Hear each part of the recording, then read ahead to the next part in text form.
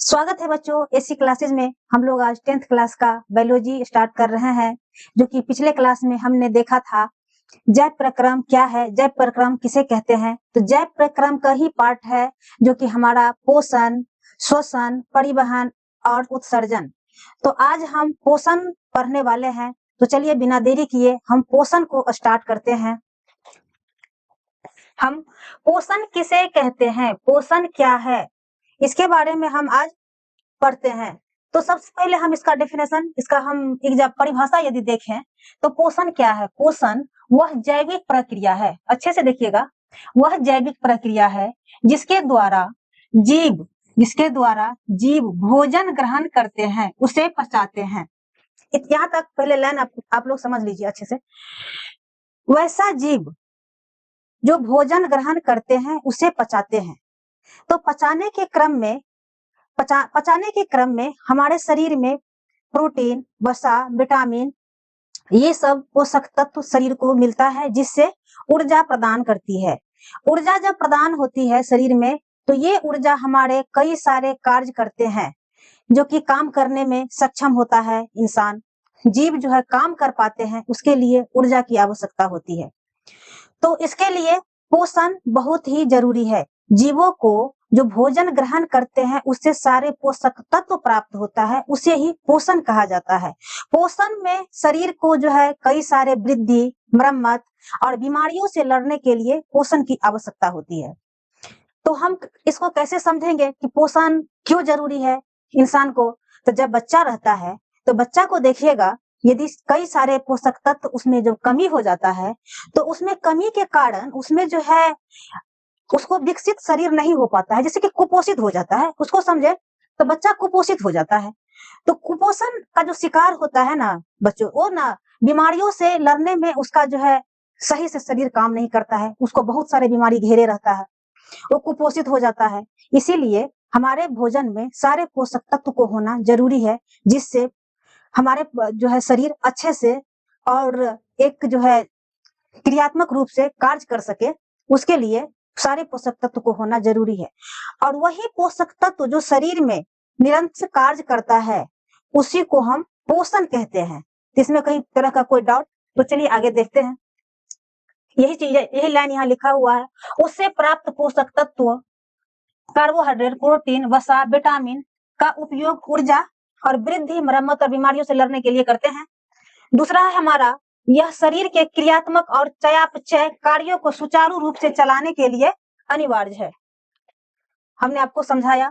और इसमें हम देखें तो पोषण की विधियां। पोषण, अब जो है हमारा शरीर भोजन को खाता है और पचाता है, उससे एनर्जी, ऊर्जा रिलीज करते हैं, ऊर्जा का निर्माण करते हैं। अब हम देखें पोषण, तो पोषण कितने प्रकार के होते हैं। पोषण दो प्रकार के होते हैं। पोषण दो प्रकार के होते हैं। पोषण एक होता है स्वपोषी और दूसरा होता है परपोषी। स्वपोषी ऐसे जीव होते हैं जो कि स्वयं अपना भोजन ग्रहण करते हैं, जैसे कि हरे पेड़ पौधे। इसको फिगर से देखिएगा तो अच्छे से समझ में आएगा। यहाँ पर वही चीज लिखा हुआ है, पोषण दो प्रकार की होती है, स्वपोषी और परपोषी। स्वपोषी में ये देखिएगा, स्वपोषी का जो कि ये हरे पेड़ पौधा है, सूरजमुखी का है, हरा पौधा है। ये क्या कर रहा है, तो सूर्य का प्रकाश ले रहा है, कार्बन डाइऑक्साइड ले रहा है और मिट्टी से खनिज लवण और जल ले रहा है। और निर्माण क्या कर रहा है, ऊर्जा का निर्माण कर रहा है, ऑक्सीजन का और शुगर, ये दोनों फल बना रहा है। इसी को हम स्वपोषण कहते हैं। स्वपोषी, जो कि अपना भोजन स्वयं बना रहा है, इसको कोई दे रहा है। ये बोल रहा है पौधा कि मम्मी मम्मी हमें खाना चाहिए, नहीं बोल रहा है, ये अपना भोजन खुद बना रहा है। लेकिन हम लोग क्या करते हैं, मम्मी मम्मी मुझे खाना चाहिए। आप सबने भी अभी 10th का ही एग्जाम आप लोग देंगे, तो आप लोग भी मम्मी के ऊपर ही निर्भर होंगे। तो मम्मी खाना बना के देगी, अब मम्मी भी कहीं से लाएगी, गेहूं, चावल, आप लोग कई प्रकार के सारे पोषक तत्व लेते होंगे। आप लोग समझदार है, होशियार बच्चे हैं। तो हम लोग जो है किसी के ऊपर निर्भर है, यानी गेहूं, चावल, ये सब जो है हम दूसरे के ऊपर निर्भर है, वो हम लोग हैं परपोषी। तो परपोषी जीव जो कि अपना भोजन दूसरों से प्राप्त, यानी पेड़ पौधा से प्राप्त करता है, जैसे कि आम खाते हैं, तो उससे जो प्राप्त होता है उसे परपोषी कहा जाता है। जो जीव दूसरों से प्राप्त यानी पेड़ पौधे से प्राप्त करता है भोजन, उसे परपोषी कहा जाता है। हमने यहाँ पर स्वपोषी स्वपोषी का यदि हम देख ले तो स्वपोषी यदि यहाँ पर देखते हैं तो इसको हम अच्छे से, ये डिफिनेशन यहाँ पर दिया गया है स्वपोषी का। आप लोगों को पूछा जाता है ना कि स्वपोषी किसे कहते हैं, परपोषी किसे कहते हैं, इसके लिए हम यहाँ पर डिफिनेशन दे दी है, परिभाषा। तो यहाँ पर जान लीजिए कि स्वपोषी ऑटोट्रॉफ, इसका इंग्लिश है ऑटोट्रॉफ। ऑटोट्रॉफ शब्द की उत्पत्ति दो ग्रीक शब्द, कितने, दो ग्रीक शब्द ऑटो और ट्रॉफ के मेल से हुई है। ऑटो शब्द का अर्थ होता है स्व या स्वतः, और ट्रॉफी का शब्द, ट्रॉफ शब्द का अर्थ होता है पोषण। स्वतः पोषण करना स्वपोषी कहलाता है। यही यहाँ पर लिखा हुआ है। डेफिनेशन आप लोग लिख लीजिएगा या नहीं तो याद कर लीजिएगा, क्योंकि एग्जाम में डेफिनेशन नहीं पूछता है, तो डेफिनेशन आप लोग के एग्जाम के पॉइंट ऑफ व्यू से बता रहे हैं। और दूसरा है हमारा, अतः ऐसे जीव जो भोजन के लिए अन्य जीवों पर निर्भर न रहकर अपना भोजन स्वयं संश्लेषित करते हैं, स्वपोषी या ऑटोट्रॉफ्स कहलाते हैं। हमने एग्जाम्पल के रूप में आप लोगों को बताया। और यहाँ दिया हुआ है सभी हरे पेड़ पौधे स्वपोषी होते हैं। आप लोगों को लाइन इसीलिए यहाँ पर बता रहे हैं, लाइन की ये एग्जाम्पल आप लोग एग्जाम्पल के थ्रू समझ में आता होगा। और ये जो है समझने में आप लोगों को कहीं दिक्कत है तो हमें कमेंट करके अवश्य बताएं। और इसके लिए आपको जरूरी है कि एग्जाम में डायरेक्ट सीधे सीधे पूछ लिया जाता है कि स्वपोषी क्या है, परपोषी क्या है, पोषण किसे कहते हैं, जैव प्रक्रम क्या है। इसके लिए हम यहाँ पर डिफिनेशन दे देते हैं। तो चलिए आगे देखते हैं परपोषी। आगे देखते हैं परपोषी या विषमपोषी, उसी को कहा जाता है। इंग्लिश में देखिए तो हेटेरोट्रॉफिक न्यूट्रिशन एक ही होता है, विषमपोषी पोषण या परपोषण एक ही है। तो इसका डेफिनेशन सबसे पहले हम विषमपोषी पोषण को समझ लेते हैं, उसके बाद डेफिनेशन आप लोगों के सामने रहेगा, तो आप लोग तो इसको समझदार है ही, नोट डाउन कर लीजिएगा। तो विषमपोषी वैसे जीव जो कि दूसरों के ऊपर निर्भर रहता है। तो एग्जाम्पल के थ्रू आप अच्छे से समझिए। एग्जाम्पल यहाँ पर दिया हुआ है, जैसे कि ये पेड़ पौधा है, ये पौधा है, समझिए ये क्या है हमारा, ग्रास यानी पौधा है, घास है। इसको कौन खाता है, तो ग्रास हॉपर खा जाता है। ये ग्रास हॉपर है। ग्रास हॉपर क्या करता है, इस पौधे को खा जाता है। ग्रास हॉपर को कौन खा जाता है, तो ग्रास हॉपर को मेढक खा जाता है। देखिएगा यहाँ अच्छे से समझ में आ जाएगा। विषमपोषी पोषण का एग्जाम्पल है, इसको खाता है ग्रास हॉपर को खा जाता है मेढक। यही हमारा जो है ना परपोषी है। एक जीव दूसरे जीव पर निर्भर है, एक जीव दूसरे जीव पर निर्भर है, फिर दूसरा जीव तीसरे जीव पर निर्भर है। यही हमारा जो है परपोषी कहलाते हैं, जो कि स्वयं भोजन नहीं ग्रहण करके दूसरे के ऊपर आश्रित रहते हैं, उसे ही परपोषी कहा जाता है। चलिए आइए डिफिनेशन इसका देख लेते हैं। इसको हेटेरोट्रॉफ कहा जाता है। हेटेरोट्रॉफ किस शब्द की उत्पत्ति दो ग्रीक शब्दों हेटेरो और ट्रॉफ के मेल से हुई है। हेटेरो शब्द का अर्थ विषम या भिन्न होता है, पर ट्रॉफ शब्द का अर्थ पोषण होता है, इसे ही विषमपोषी पोषण कहा जाता है। तो विषमपोषी पोषण वह प्रक्रिया है जिसमें जीव अपना भोजन स्वयं नहीं बना सकते और पोषण के लिए प्रत्यक्ष या अप्रत्यक्ष रूप से पौधों या अन्य जानवरों के ऊपर निर्भर रहते हैं। ऐसे जीव जो मनुष्य, जानवर और कवक अपना भोजन जटिल कार्बनिक पदार्थों के रूप में ग्रहण करते हैं, उसे पचाकर ऊर्जा का निर्माण करते हैं, ऐसे जीव विषमपोषी पोषण कहलाते हैं। ऐसे जीव जो अपने भोजन के लिए किसी न किसी रूप में अन्य जीवों पर आश्रित होते हैं, परपोषी या हेटेरोट्रॉफ्स कहलाते हैं।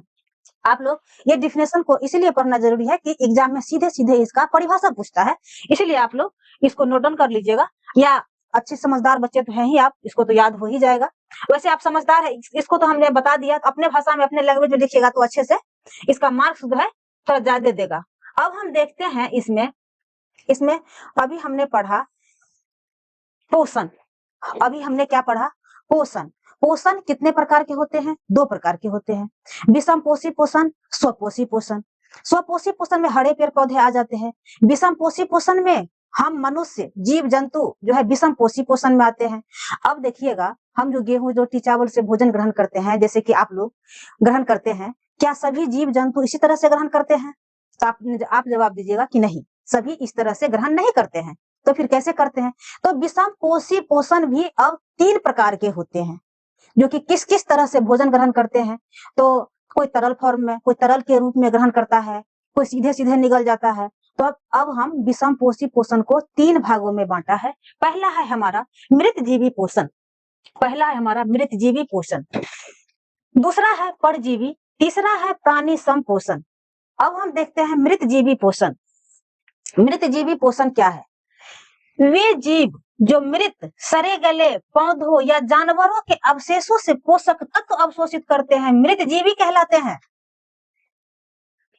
वैसा जीव जो मृत सड़े गले जीवों से प्राप्त करता है, सड़े गले या पौधों के जानवरों के अवशेषों से पोषक तत्व अवशोषित करता है, मृतजीवी कहलाता है।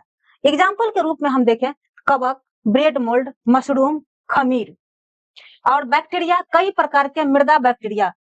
इसको समझने के लिए आपको सबसे ज्यादा अच्छा से एग्जाम्पल के रूप में यहाँ पर समझते हैं। एग्जाम्पल यहाँ दिया गया है राइजोपस का। यहाँ राइजोपस का देखिएगा कि इस पर ये ब्रेड है, इस पर कितने सारे फफूंदी जमा है, इस पर कितना सारा फफूंदी जमा है। और दूसरा है ये जो है ये क्या करता है, सड़े गले पौधों के जानवरों के अवशेष से प्राप्त करता है। ये मृत जीवी का एग्जाम्पल दिया गया है राइजोपस का। दूसरा है हमारा मशरूम। ये मशरूम जो है इसको आप लोग देखिएगा, मशरूम की फिगर है इसका। ये मशरूम क्या करता है, सड़े गले जो पदार्थ है ना, सड़े गले पदार्थ पर ये उग जाता है, यानी कि जन्म ले लेता है। ये मृत जीवी पोषण का उदाहरण है। ये मृत जीवी पोषण करता है। इसे मृत जीवी पोषण जो कि सड़े गले पौधों या जानवरों के अवशेषों से जो प्राप्त करता है ना, उसे मृत जीवी पोषण कहते हैं। अगला है हमारा परजीवी पोषण। अगला है हमारा परजीवी पोषण। परजीवी पोषण, परजीवी पोषण जिसमें एक जीव दूसरे जीव के ऊपर, शरीर पर या उसके अंदर रहकर अपना भोजन या पोषण प्राप्त करते हैं, परजीवी कहलाते हैं। यहाँ देखिएगा वैसा जीव, परजीवी वैसा जीव जो कि किसी मनुष्य में रहकर या किसी जानवर में रहकर अपना भोजन, अपना पोषण प्राप्त करता है, उसे परजीवी पोषण कहते हैं। तो परजीवी ऐसा जीव है जो कि आप लोगों को एग्जाम्पल के रूप में समझते हैं। हम लोग एग्जाम्पल के रूप में ये चीजें देखते हैं तो समझ में आएगी। चलिए यहाँ पर जू दिया गया है, यहाँ क्या है, जू है, जिसको हम लोग ढिल्ला भी बोलते हैं। जो बाल में होता है वही है ढिल्ला, ढील, जू, उसी को जू बोलते हैं। ये जो जू है ये क्या करता है, तो आप देखिएगा इसका खाना कौन बना के देता है, इसको खाना कोई बना के दे रहा है। ये जो है हमारे शरीर से ही भोजन को ग्रहण करता है, इसी से जो हम खाना खाते हैं इसी से ये भी पोषक तत्व इसी से प्राप्त करता है, इसीलिए ये परजीवी है। दूसरा जोंक देखिए, दूसरा एग्जाम्पल देखिए, जोंक क्या करता है, सब लोग तो बिहारी हैं, नदी में तो जाते ही होंगे। जोंक क्या करता है देखिएगा कि झट से ऐसे करके पकड़ लेता है। अब ये जो पकड़ लेता है खून चूसने लगता है, उसमें सारे न्यूट्रिएंट्स उसको मिल जाता है, सारे पोषक तत्व उसको मिलता है। ये भी उसी तरह से भोजन ग्रहण करता है और टेक भी इसी तरह से भोजन ग्रहण करता है। और देखिएगा मच्छर, जो कि मच्छर जो है ये काटता है और देख रहे हैं कितना लाल लाल हो गया है यहाँ। ये जो है भोजन इसी तरह से ग्रहण करता है, दूसरे के शरीर में बैठता है और भोजन ग्रहण करता है। आप लोग तो अच्छे से परिचित होंगे, तो आप लोग तो अच्छे से समझ ही रहे होंगे। तो परजीवी पोषण एक प्रकार का सहजीवी संबंध है जिसमें परजीवी को लाभ और मेजबान को हानि होती है। जिसके शरीर में यदि वो बैठ जाता है तो क्या करता है, अरे बाप रे मच्छर तो काट लिया, बड़ी जोर से उसको हम ऐसे चाटा मारते हैं तो मच्छर जो है मच्छर काटता है तो क्या करता है, हमको हानि देता है और उसको लाभ पहुंचता है जो मच्छर काटता है। तो अपने पोषण के लिए वो मच्छर जो है किसी अन्य पर रहकर, किसी दूसरे जीव पर रहकर अपना पोषण प्राप्त करते हैं, उसे परजीवी पोषण कहते हैं। तो चलिए आपको तो अच्छे से समझ में आ गया होगा। अब हम देखते हैं कि परजीवी पोषण, ये हमने देखा कि माथा में हो गया, कि ऊपर से चमड़ा पर काट लिया, ये सब जो दिखता है ये परजीवी पोषण का एग्जाम्पल है, उदाहरण है। और इसमें तो जो है ऊपर से तो दिखाई पड़ता है, अब जो है पेट में हो जाए तब कैसे दिखाई पड़ेगा। तो ये पोषण भी है ना, जो जीव वो पेट में भी कीड़ा होता है, तो पेट में जो कीड़ा होता है वो भी तो पोषण प्राप्त करता है ना, वो अंदर से। तो ये बाहरी है, ये जो है बाहरी जीव है जो कि बाह्य पोषण करता है। तो अब हम देखेंगे कि पोषण में परजीवी पोषण भी अब 2 प्रकार के होते हैं। हमने सबसे पहले क्या पढ़ा, पोषण कितने प्रकार के होते हैं, 2 प्रकार के, स्वपोषी और परपोषी। परपोषी में भी हमने क्या पढ़ा, तो 3 प्रकार का पढ़ा। तो 3 प्रकार का जब परपोषी पढ़ा उसमें हम लोगों ने परपोषण के बारे में जो अभी समझ रहे हैं उसमें परजीवी परपोषण 2 प्रकार के होते हैं, एक बाह्य तरह से, एक बाहरी, जो कि हमने ये एग्जाम्पल के रूप में ढीला उल्ला को देखा है, जो को ये बाहरी पोषण करता है, और एक होता है अंतः पोषण, जो कि अंदर पेट में ये पोषण प्राप्त करता है, कीड़ा मकोड़ा इसका जो है। अब हम एग्जाम्पल के रूप में देखते हैं। एक होता है बाह्य परजीवी, बाह्य परजीवी ये मेजबान के शरीर पर बाहरी, जो हमने एग्जाम्पल देखा, जू, जोंक और टिक। और दूसरा होता है अंतः परजीवी, अंतः परजीवी, इसको हम एग्जाम्पल के रूप में देखते हैं, जैसे फीता कृमि। ये क्या करता है, ये क्या करता है, ये मेजबान के शरीर के अंदर जैसे पेट या आंत में रहते हैं, उदाहरण फीता कृमि, प्लाज्मोडियम एस्केरेसिस, ये अपना भोजन पेट में, इसको देखिएगा ये फीता कृमि है, पेट में जो है ये भोजन को ग्रहण करता है। तो हमने देखा कि एक बाह्य परजीवी, एक अंतः परजीवी। तो बाह्य परजीवी में ये हो गया जोंक, तोंक, जूस वगैरह, और अंतः परजीवी में फीता कृमि, जो कि ये पेट में भोजन को ग्रहण करता है। अगला है हमारा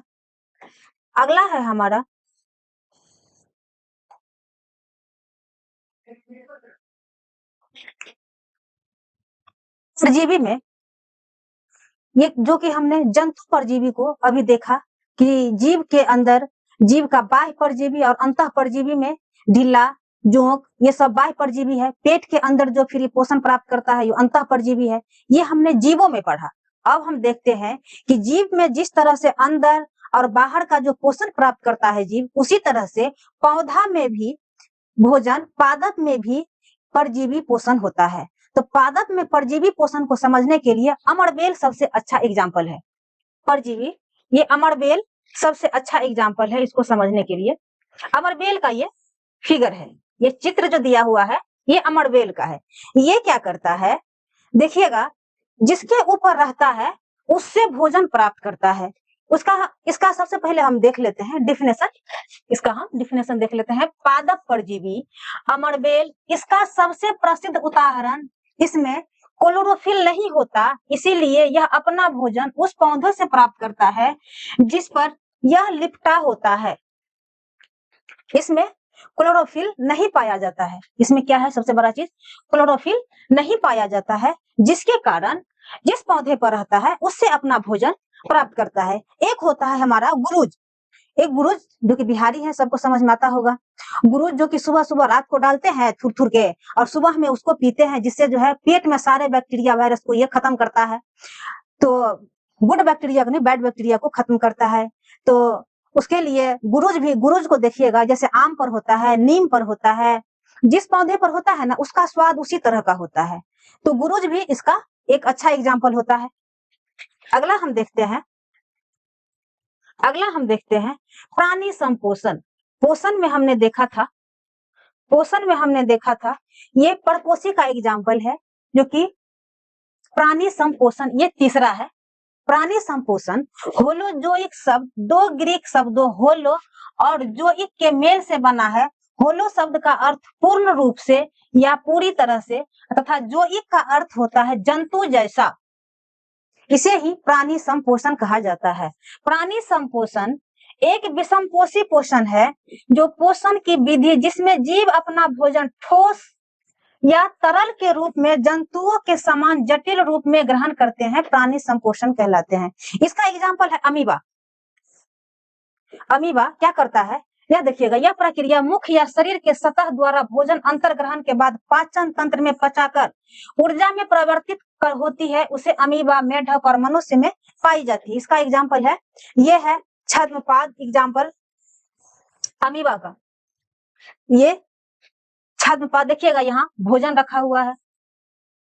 ये क्या करता है, न्यूक्लियस के माध्यम से अपना भोजन को ग्रहण करने के लिए चारों तरफ से ये पंख फैलाता है। दूसरा हम देखिएगा, ये पंख फैलाते फैलाते ये बीच में ले आया। तीसरा हम देखिएगा कि भोजन को ये ग्रहण कर लेता है, उसके बाद यहाँ ऊर्जा का निर्माण करता है। ऊर्जा जो कि अमीबा को हम अगले क्लास में अच्छे से फिगर में उसको फिर से बताएंगे। अमीबा भी फिर पढ़ना है हम लोगों को। मनुष्य में पाचन, पादप में पाचन, ये सब क्लास हमारा बाकी है, जो कि आगे के क्लास में हम देखेंगे। तो अभी देख लेते हैं कि अमीबा एक कोशिकीय जीव है, जो छद्मपाद का उपयोग करके भोजन को घेरता है और एक खाद्य रिक्तिका में पचाता है। दूसरा है हमारा मनुष्य। मनुष्य जटिल भोजन, कार्बोहाइड्रेट, प्रोटीन, वसा खाते हैं, जो पाचन तंत्र के माध्यम से पचाता है। अब हमारा जो है मनुष्य में पाचन, प्रकाश संश्लेषण, ये सारे चैप्टर को आगे की क्लास में पढ़ेंगे। फिलहाल इतना आप लोग अच्छे से पचा लीजिए और आगे का क्लास हम फिर नेक्स्ट क्लास में आप लोगों को फिर हम बताएंगे कि प्रकाश संश्लेषण की क्रिया कैसे होती है नेक्स्ट क्लास में। तब तक के लिए आप सबको बहुत बहुत धन्यवाद इस वीडियो को देखने के लिए।